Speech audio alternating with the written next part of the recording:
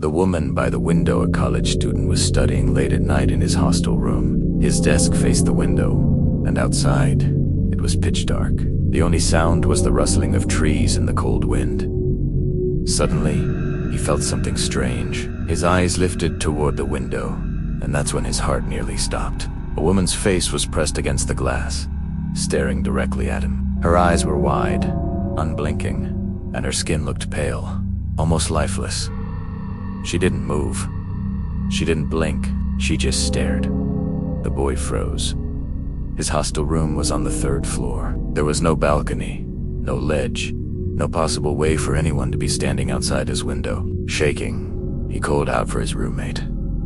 When the roommate came in, the boy pointed at the window. But when they looked again, the face was gone. The window, however, was now slightly open from the inside, and the curtains were swaying gently, as if someone had just slipped in. That student never used that room again. Some say he still wakes up at night, hearing fingernails lightly scratching glass. Story 2. The silent hitchhiker. A man was driving along a deserted highway late at night.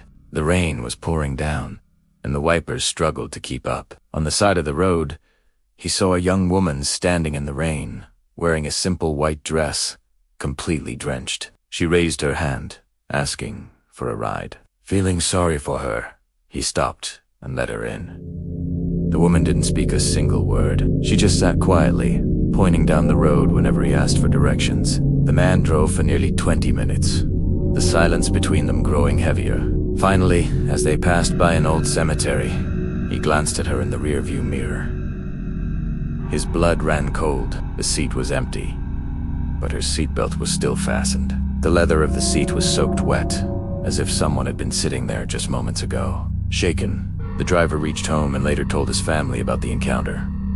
His father's face went pale. He explained that 10 years earlier, a young woman had died in a car crash right at that very cemetery. People still claimed to see her on rainy nights, asking for a ride, only to vanish before reaching her destination. Story 3.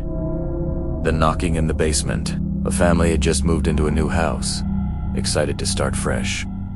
For the first few nights, everything seemed fine. But then, the noises began. Late at night, they would hear knocking sounds coming from the basement. At first, they thought it was the pipes, or the wooden floorboards settling. But the knocking became rhythmic, deliberate, like someone trying to get out.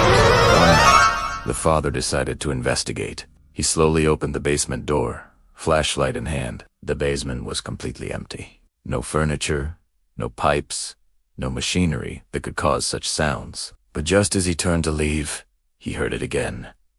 3 loud knocks, directly behind him. Terrified, he ran back upstairs. But the most chilling moment came a week later, when their little son said, "Daddy, the man in the basement says he wants to come upstairs." The family moved out shortly after. Later, they discovered that years before, a man had been murdered in that house, and his body was hidden in the basement.